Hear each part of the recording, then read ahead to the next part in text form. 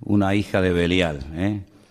Yo lo que soy es una mujer acongojada, con problemas, con luchas internas y con un gran dolor en mi alma, porque hasta el día de hoy he querido ser madre y no he podido. Y yo estoy derramando, le dice ella al sacerdote Elí, mi alma delante del Señor. Entonces el sacerdote Elí la despide en paz y le dice, bueno, que el Señor te conceda la petición de tu corazón. Y ella se va y al poco tiempo queda embarazada y da a luz nada más y nada menos que al que escribió estos libros, Primera y Segunda de Samuel. Digamos que sería el último juez, esa larga lista de jueces. Samuel es el último en la lista, un hombre que estuvo 40 años juzgando al pueblo de Israel. Y en el capítulo 4, después de hablar al pueblo y después de bendecirlo, etcétera, Israel toma la iniciativa de lanzarse a la guerra nada más y nada menos que contra los filisteos. Dice el versículo 1, por aquel tiempo salió Israel a encontrar en batalla a los filisteos. Los filisteos no le estaban atacando, fueron ellos los que dijeron, vamos a atacar, vamos a encontrar, vamos a ponernos en el camino y vamos a hacerle la guerra a los filisteos. Y dice que Israel acampó junto a un lugar llamado Ebenezer, la piedra que me ayuda, o como algunos han traducido, hasta aquí nos ha ayudado el Señor. Y los filisteos acamparon en Afec, lugar que significa la fortaleza. Ahí estaban uno enfrente del otro, el valle en el centro. Y es terrible porque dice que los filisteos vencieron a Israel. Miren lo que dice el versículo 2. Los filisteos presentaron la batalla a Israel y trabándose el combate, Israel, el pueblo de Dios, fue vencido. Y dice que huyeron de la batalla y en aquel día murieron como 4,000. 4,000 personas. Ahora, yo no sé quién se encargaba de contar a los muertos, pero contar 4,000 cadáveres tiene que ser un trabajo tremendo, ¿no? Pero es que no solamente murieron 4,000, después vamos a ver que murieron muchos más. Y la cuestión está, ¿cómo es posible que el pueblo de Israel, que en aquel momento era el pueblo escogido por el Señor, perdieran una batalla frente a enemigos como los filisteos, que eran paganos, eran idólatras? Su dios principal era Dagón, tenía la forma de un pez, como si fuera una sirena, aunque tenía cara de hombre. ¿Cómo es posible que perdieran frente a un enemigo tan malo y tan perverso como los filisteos, el pueblo de Dios? Bueno, en primer lugar vemos que el Señor no le dijo en esta ocasión a Israel que fueran a pelear contra los filisteos ni contra nadie. Y eso es algo muy importante, es algo que hay que tener en cuenta, ¿saben? No se meta donde Dios no lo llama, hermano. No empiece a meterse en cosas. Ahora voy a hacer esto, ahora voy a hacer aquello, sin tener instrucciones específicas de parte del Señor. Porque vas en tu nombre, vas por impulso, vas en la carne, y eso a la larga te pasa factura. ¿Quién le dice a Israel, váyanse a la guerra y peleen contra los filisteos? Nadie. No es como en otras ocasiones, que Dios habla y Dios revela su plan y su propósito al pueblo, sino que en esta ocasión Israel dice, vamos a pelear. En un golpe de impulsividad o de emoción, vamos a pelear contra los filisteos, que era una nación, que era un pueblo que estaba en la costa mediterránea, tremendamente poderoso, y se metieron en una batalla sin prepararse espiritualmente. Si no solamente no tienen una palabra específica del Señor, sino que no están preparados espiritualmente. Es más, si uno analiza el estado espiritual de Israel en aquel tiempo, no era el mejor, sino más bien todo lo contrario, era cuando peor estaban. Fíjense cómo estaba el liderazgo. Ofni y Fines, sacerdotes perversos, corruptos, que violaban a las mujeres en la puerta del tabernáculo en Silo. Personas que abusaban de su puesto como sacerdotes, quitándole a la gente ofrendas a la fuerza. El pueblo estaba en un momento terrible. No había comunión, no había relación con el Señor. El único del cual habla bien el Señor en aquel tiempo era de Samuel. Pero del pueblo, el pueblo estaba fatal.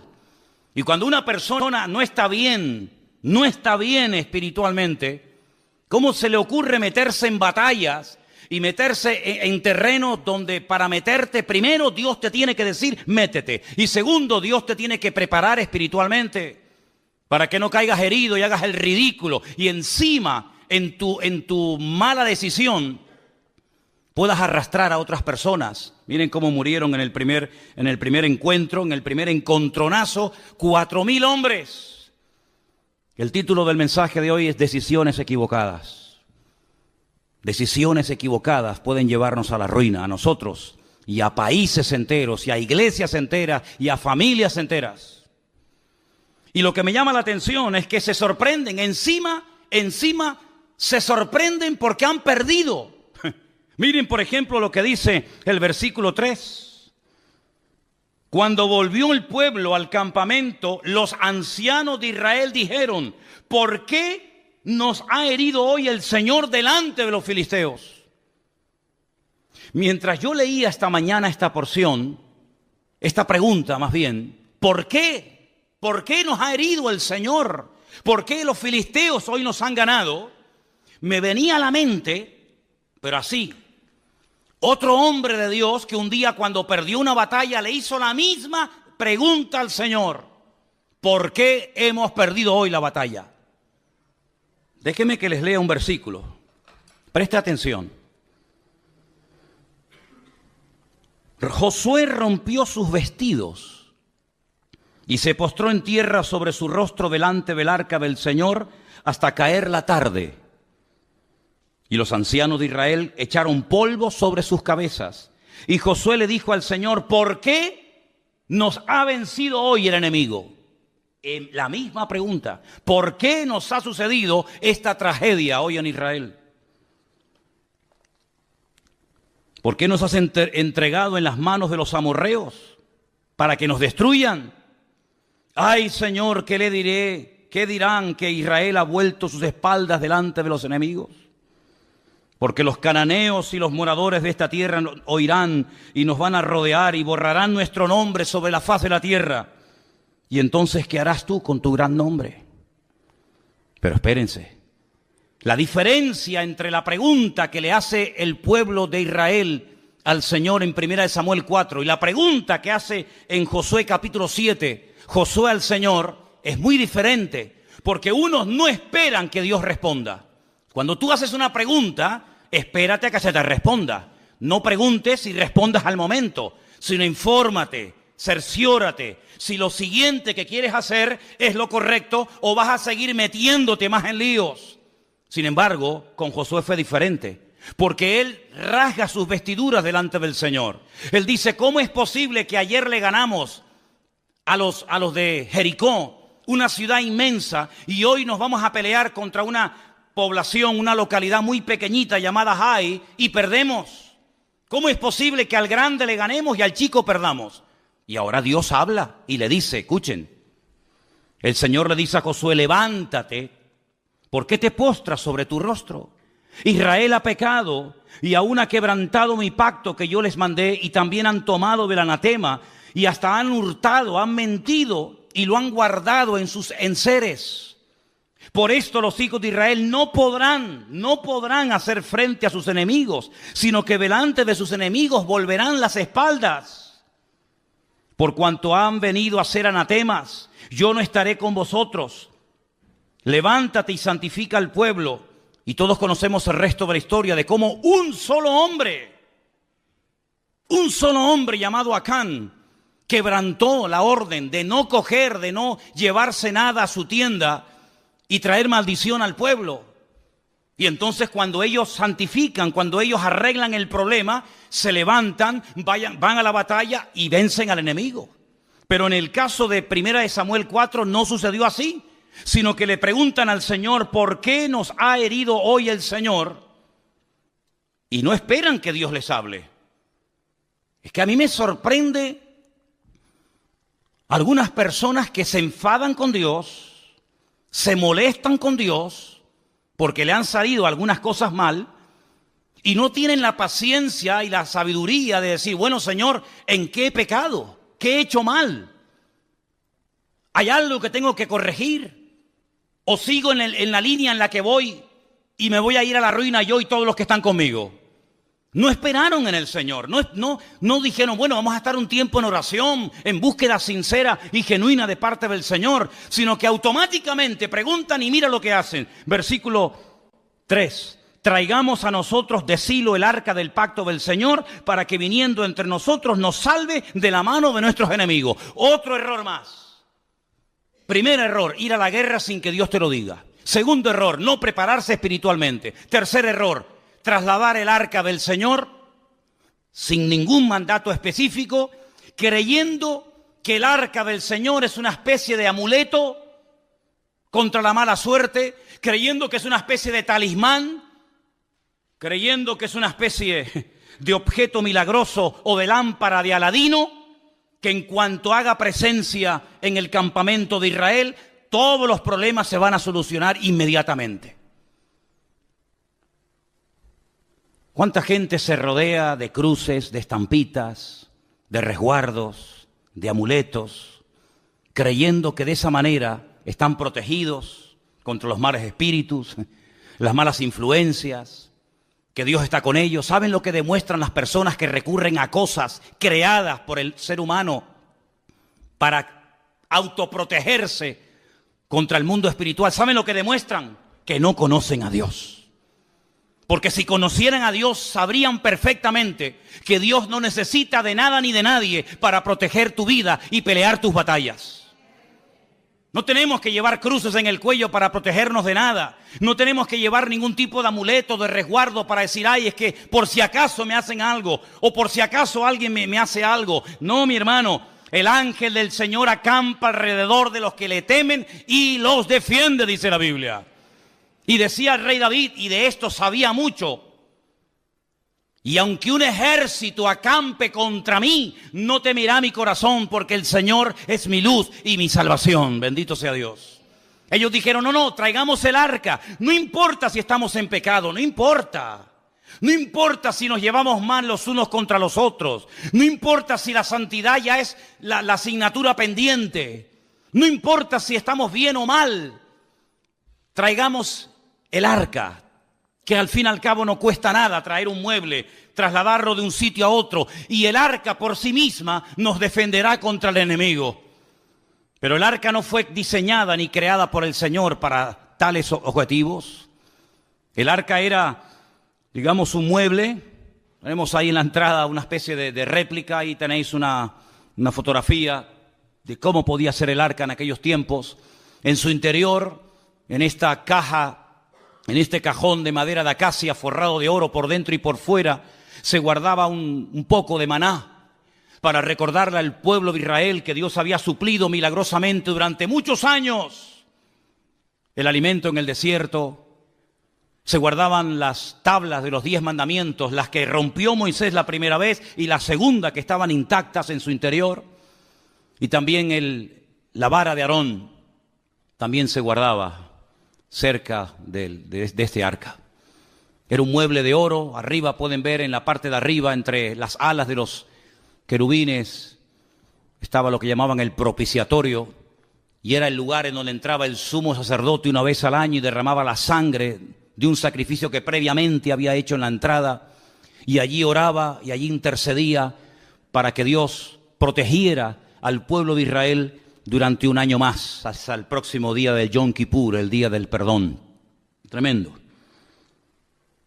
Parece que el pueblo de Israel no termina de aprender la lección. No es la primera vez que recurren a un objeto creado, no es la primera vez que recurren a un objeto depositando su fe en el objeto más que en el Dios del objeto. Ya lo habían hecho en el monte Sinaí, ¿se acuerdan? Cuando dice la Biblia que según ellos, Moisés tardaba mucho. No sabían qué había ocurrido con el varón de Dios. Y entonces dijeron, mira, como no sabemos lo que ha pasado con este hombre, si está vivo, si está muerto, si vendrá o no vendrá más, vamos a hacernos unos dioses que nos vuelva otra vez a llevar por el desierto y volvamos otra vez a Egipto. Y dice la Biblia que Aarón, el hermano de Moisés, Le pidió a la gente que les diera zarcillos y pendientes de objetos de oro y lo fundieron y le dieron forma y dice que hicieron un becerro de oro. Y entonces le dijeron, este es el Dios que te sacó de Egipto. Y cuando Moisés baja de la montaña se encuentra aquel espectáculo vergonzoso y les dice, ¿qué habéis hecho? Y Aarón, tratando de justificar lo injustificable, les dice, no sé, yo cogí el oro, lo eché en el fuego y salió esto. Así dice, léanlo. Yo eché el oro y de repente, no sé, ¡pum!, apareció así de la nada este becerro de oro. Y Moisés se indigna y rompe las tablas de los 10 mandamientos y tiene que otra vez volver a subir a la montaña, porque ellos lo que querían era tocar, ellos lo que querían era ver a ese Dios, que no era ese Dios ni mucho menos, ¿verdad? Ya también lo hicieron en la época de Gedeón. No sé si se acuerdan ustedes que Gedeón hizo un efod, que al final terminaron adorándolo. No sé si recuerdan la historia de cuando Moisés peca por murmuración en el desierto y mueren miles de personas. Y el Señor le dice que haga una serpiente de bronce y que la clave en un asta para que la gente cuando la mire, detrás de todo esto hay una explicación extraordinaria. Y dice que aquella serpiente de bronce en los tiempos de los reyes le presentaban incienso y fue objeto de adoración hasta que tuvieron que despedazarla. Y así el hombre tiene siempre como una tendencia a agarrarse a cosas. Y alguien dijo que potencialmente todos los seres humanos tenemos tendencia a la idolatría. Parece mentira. Hay gente que dice, no, yo no adoro a nadie, sí, pero luego pero tus hijos los adoras, ¿verdad? O adoras tu casa, o adoras tu trabajo, tu coche, o tus pertenencias. El hombre siempre está tratando de tener algo a lo cual agarrarse y de poder ver, de poder... Sin embargo, nos olvidamos de aquella palabra tremenda en el Evangelio según San Juan, capítulo 4, cuando el Señor Jesucristo dice que Dios es espíritu. Y los que quieran adorar a ese Dios de espíritu tienen que hacerlo en espíritu y en verdad.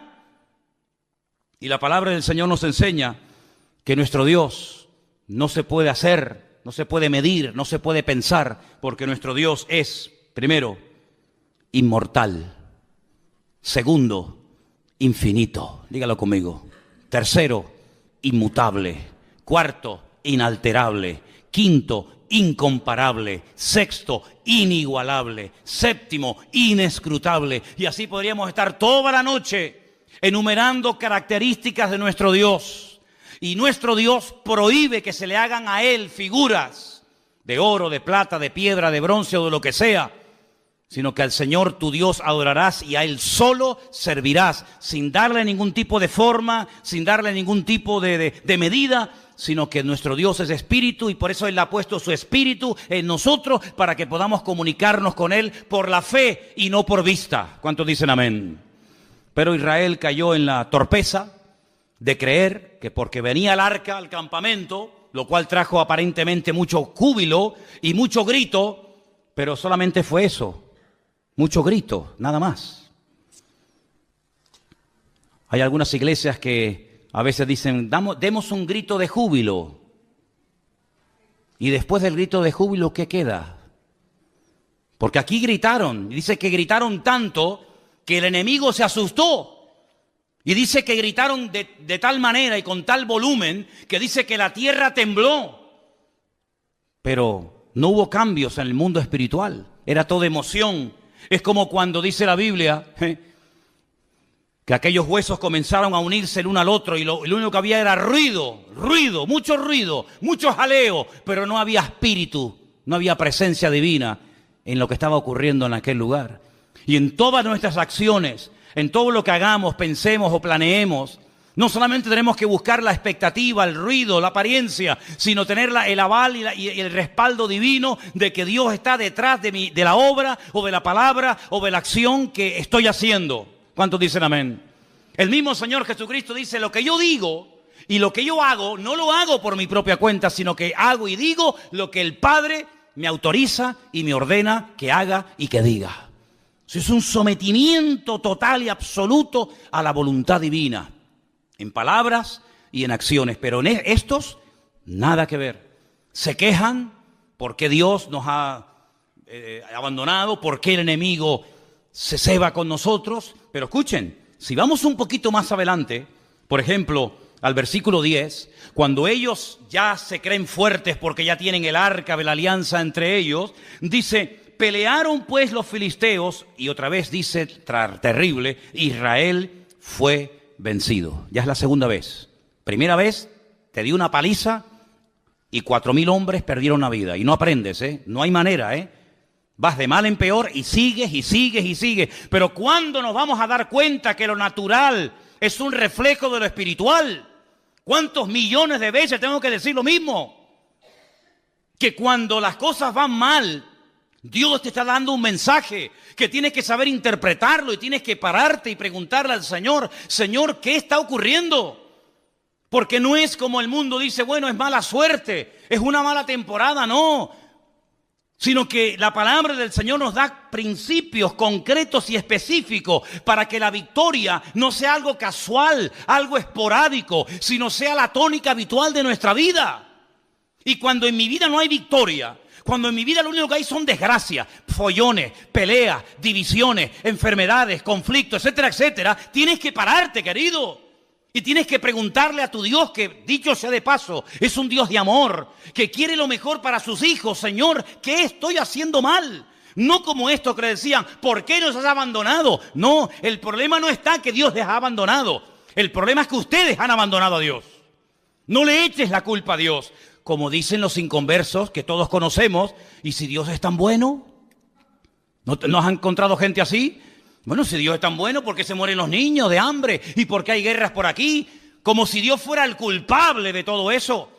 Y aquí está esa actitud reflejada. ¿Os dais cuenta que el corazón del hombre, da igual si es en el Antiguo, en el Nuevo Testamento, en la Edad Media o en el tiempo presente, el corazón del hombre es igual? Siempre tratando de buscar el chivo expiatorio, siempre tratando de echarle la culpa a algo o a alguien, menos a sí mismo. Claro, hemos perdido la guerra porque nos has abandonado. La culpa la tienes tú.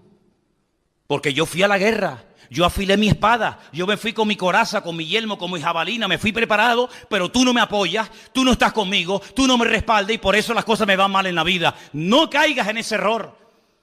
Los que hablan así son los que no conocen a Dios. Los que conocen a Dios pueden llegar a decir: aunque Dios me mate, lo seguiré adorando, porque yo sé que mi Redentor está vivo. Pero los que hablan así: ¿por qué nos has abandonado?, son los que están mal e intentan condenar a Dios para justificarse a sí mismos. Es como en una de las conversaciones profundas que Job mantiene con Dios, donde él intenta presentar argumentos convincentes, y hay un momento en el que Dios le interrumpe y le dice: pero querido Job, ¿me vas a condenar a mí para justificarte tú? No, queridos. Cuando las cosas en la vida no ruedan y no salen en lo natural, en lo espiritual, en todas las áreas de nuestra vida, no hay bendición, no fluye la bendición de Dios, no tienes una vida atractiva, una vida que la gente diga: yo quiero ser como esa mujer, yo quiero ser como esa familia, yo quiero ser como ese hombre. Cuando tu vida es una vida de tragedia, de desgracia, de lío, de follones, cuando tu vida no es una vida que sea luz, sino es tiniebla, tienes que pararte y no echarle la culpa a Dios, sino preguntarte: Señor, ¿qué estoy haciendo mal? Y el Señor te va a hablar, como le habló Josué, ¿visteis? Y le dijo: no, es que el problema es que hay pecado y Dios no se puede mover y su gloria queda detenida cuando hay pecado y desorden en el pueblo. A mí me sorprende que siga lloviendo. A mí me sorprende que podamos seguir respirando. A mí me sorprende que aún estemos con vida. Y no es por nuestros méritos, sino es por la misericordia y por la gracia de nuestro Dios, ni más ni menos. ¿Estamos de acuerdo, hermanos? Vuelven a pelear y miren lo que pasa. No han aprendido. Hermanos, si no aprendemos de la historia, la volveremos a repetir. Así dijo David Ben-Gurión, primer presidente de Israel: si no aprendemos de la historia, volveremos a repetir los mismos errores. Y me da la impresión de que hay muchos líderes políticos a nivel mundial que no han aprendido de la historia y que vuelven otra vez a repetir la historia y los mismos errores, y aún peor que en el pasado. Pelearon los filisteos, Israel fue vencido, huyeron cada cual a sus tiendas y fue hecha muy grande mortandad, pues cayeron de Israel 30.000 hombres de a pie. Primeramente habían caído 4.000. Ahora 30.000, ya van 34.000 muertos. Pero cuando tú abres una brecha al pecado, el pecado siempre va más, es como un cáncer. El cáncer no va menos. El cáncer cada vez va más, amigo. Y si empezó de una forma muy sencillita y ahí prácticamente inapreciable, como no se actúe inmediatamente, eso se va a extender y cuando quieras meterle mano es demasiado tarde. No solamente ya han muerto 34.000 hombres, pero 34.000 hombres significa, no digo todos, pero muchos tendrían hijos. ¿Cuántos miles de niños quedaron en aquel tiempo huérfanos por una mala decisión? ¿Cuántas viudas? Porque la mayoría de estos hombres que iban a la guerra eran mayores de 20 años. De hecho, si no tenían 20 años o más, no podían ir a la guerra. Y a esas edades, la mayoría de los hombres ya estaban casados. Es decir, que no solamente quedaron miles de niños huérfanos, sino miles de mujeres quedaron viudas por una mala decisión. Pero no solamente fue eso, sino dice que en aquel segundo encuentro de Israel contra los filisteos, los dos hijos del sacerdote Elí murieron, Ofni y Fines. Versículo 17. El mensajero dijo: Israel huyó delante de los filisteos, y también fue hecha gran mortandad en el pueblo, y también tus dos hijos, Ofni y Fines, fueron muertos, y el arca de Dios ha sido tomada. Ya están muriendo hijos por culpa de los padres. Ya no solamente son los padres los que mueren, también son hijos los que están muriendo por las malas decisiones de los padres. Jesús dijo en una ocasión una palabra tremenda, que a veces se cita así muy a la ligera y no nos paramos a pensar en la profundidad que contiene la misma. Él dijo: los tropiezos, no os engañéis, siempre vendrán. Es como cuando dijo: los pobres siempre estarán en el mundo. Cuando queráis podéis ayudar a los pobres. Siglo XIX, siglo XX, siempre habrá pobres, siempre habrá miseria, siempre habrá desigualdades, ¿verdad? Ricos, pobres, los que estén bien, los que estén abajo. Y él dijo: tropiezos, problemas y dificultades siempre vendrán, pero ay de aquel que me haga tropezar a uno de mis hijos y a uno de mis pequeños. Porque mejor le fuera haberse atado una piedra de molino al cuello y echarse a la mar que haber hecho tropezar a uno de estos pequeños. Si te quieres reventar y hacer lo que te da la gana, hazlo, allá tú, con tu conciencia y con tu Dios. Pero ten cuidado que en tu locura arrastres a tus hijos y el día de mañana te pese en el alma y en el corazón haberlos tenido del tingo al tango, ahora aquí, mañana allá, y al final ni comes ni dejas comer a tus hijos. Ten mucho cuidado, porque por la locura de esta gente, no solamente niños quedaron viudos, no solamente huérfanos, no solamente mujeres quedaron viudas, sino que ahora también están comenzando a morir hijos. Y es terrible cuando a veces por nuestras decisiones equivocadas, vuelvo a decir, decisiones equivocadas, título del mensaje de hoy, hacemos tropezar a otras personas que nos siguen, pero no porque te apoyen, sino porque no les queda otro remedio. Pero no te olvides que el que te siga a la fuerza algún día te abandonará, porque los que nos tienen que seguir a nosotros no es por la fuerza, no es por la presión, sino es por la convicción. También seguían a Saúl, pero dice que le seguían temblando de miedo. Pero sin embargo dice que había muchos que seguían a David desarmado, pero porque tenían una confianza tremenda en su líder, porque sabían que era el hombre más cerca del corazón de Dios. ¿Te das cuenta? 34.000 muertos. Miles de niños huérfanos, miles de viudas solas, los hijos del sacerdote muertos, pero hay más todavía, hay más todavía, porque no doblan su corazón delante de Dios, porque no se humillan, y cuando no se humilla el pueblo, cuando no pide perdón, el diablo se ceba y el diablo va por todas y ahora les roba el utensilio más sagrado en toda la historia del pueblo de Israel, el arca del pacto. El Aarón Berit, el arca del pacto. Esa palabra pacto en hebreo es Berit, es una palabra sagrada, es una palabra que tiene una connotación espectacular, porque un pacto no es un contrato. Un contrato se quiebra, se rompe cuando uno de los dos no cumple las condiciones. Pero los pactos que Dios ha hecho no se quiebran, los pactos de Dios son eternos.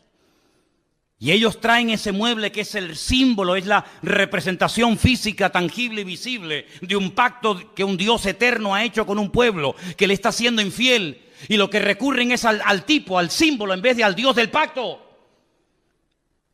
Qué tremendo cuando aquella mujer llamada Helena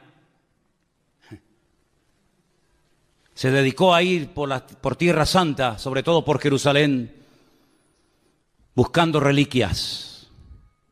Era la madre de Constantino, supuestamente el primer emperador romano convertido o que reconoció y emitió el cristianismo como la religión oficial del Imperio Romano.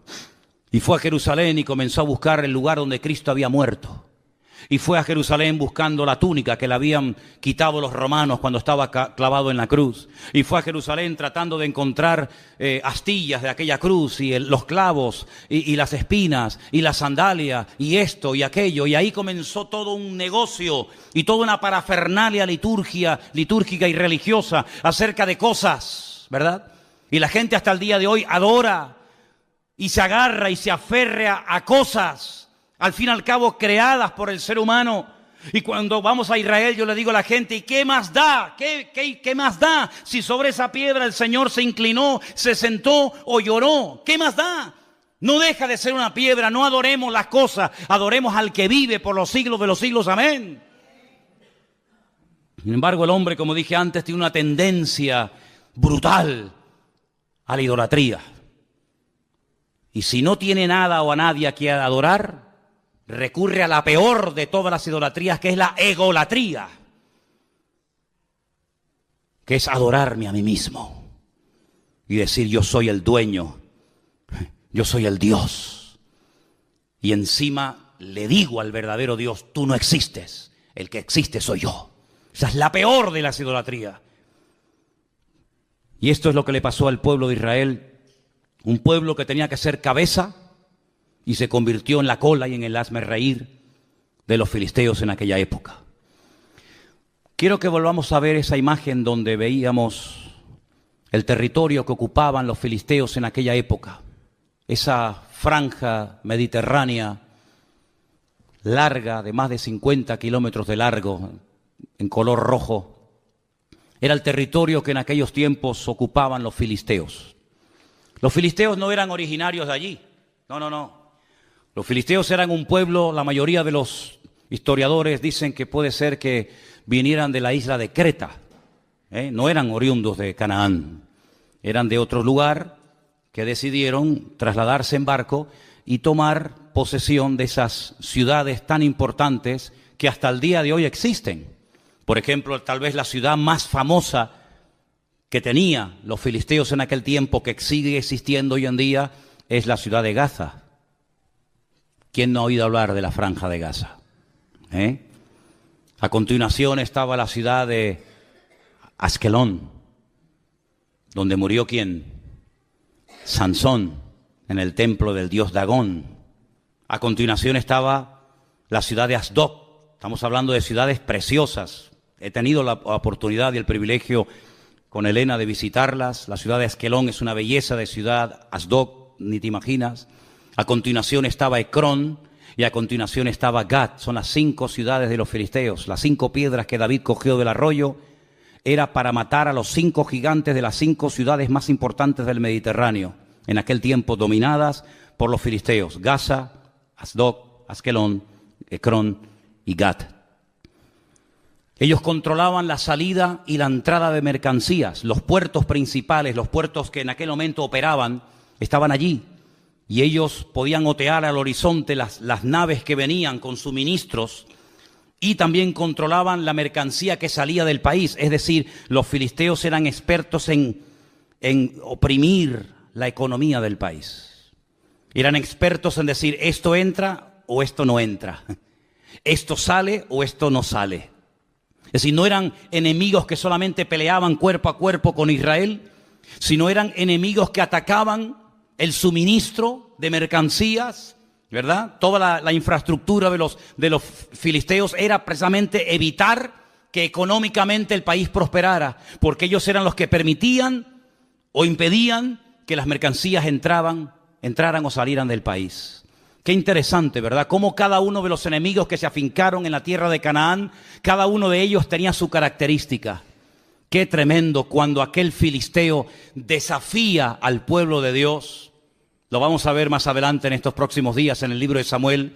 Y cómo David reconoce, cómo David discierne espiritualmente que detrás de ese gigante, detrás de esa masa de carne, detrás de ese hombre natural, hay un poder, un principado espiritual que lo que intenta es ahogar y lo que intenta es amedrentar y asustar al pueblo de Dios. El arca es robada, se la llevan los fariseos a su tierra. No es que obraran mejor que los israelitas, pero a veces, escúchame bien, los inconversos son el látigo que Dios utiliza para tratar con tu vida. Escucha bien esto que te acabo de decir. Tal vez lo has oído o tal vez la primera vez en tu vida que un pastor te dice esto. Ten cuidado porque si no escuchas la voz de Dios, si no prestas atención a la voz de Dios, puede ser que Dios le permita a algún inconverso golpearte y humillarte para que busques a Dios sí o sí. No te olvides que Dios puede utilizar al faraón para decirte ven y toma tierras y vive de maravilla, o al mismo faraón o a otro lo puede utilizar para amargarte la vida y para impedirte y coaccionarte tu libertad. Dios puede utilizar a un Nabucodonosor para destruir a un templo y para destruir una civilización y para destruir a todo un pueblo y una ciudad, y al mismo personaje el Señor lo puede utilizar para levantarte y para prosperarte y ponerte con autoridad y con poder en Babilonia, como fue el caso de Daniel, Mesac, Abednego y Misael. No te olvides que Dios puede utilizar a un Ciro, ¿verdad?, para volver a reconstruir el templo, o puede utilizarlo para destruir el templo. En otras palabras, Dios quiere tratar con tu vida sí o sí. En esta iglesia o a la que vayas, no puedes huir del trato de Dios. Si no le escuchas por las buenas, tendrás que escucharlo por las malas. Si no le atiendes por lo espiritual, te tocará la fibra física, y si no la mente, y si no la economía, y si no la familia, pero sí o sí, Dios no se va a detener, sino que Dios tiene un propósito y un diseño para nuestra vida, y Él puede utilizar al jefe que te paga no pagándote, o puede utilizar al jefe que te paga para bendecirte y para ayudarte, o para amargarte la existencia y la vida, y puede utilizarlo para ponerte en el puesto de trabajo que anhelas y quieres tener, o para ponerte en el sitio donde jamás en tu vida te gustaría entrar y pisarlo. En otras palabras, Dios puede utilizar el martillo, la mula, el perro, el sol, la luna, las estrellas o lo que haga falta. Pero a Dios no lo va a detener nada ni nadie, porque Dios dice que no parará de obrar en la casa del impío, de los que le han dado la espalda a Dios. Pero Él bendecirá la morada, la casa de los justos. Así es lo que dice la palabra. Salmo 37, 1 y 2, un salmo que le gusta mucho a Miriam. Salmo 37, 1 y 2, es precioso. No te impacientes a causa de los malignos. Otra vez la envidia.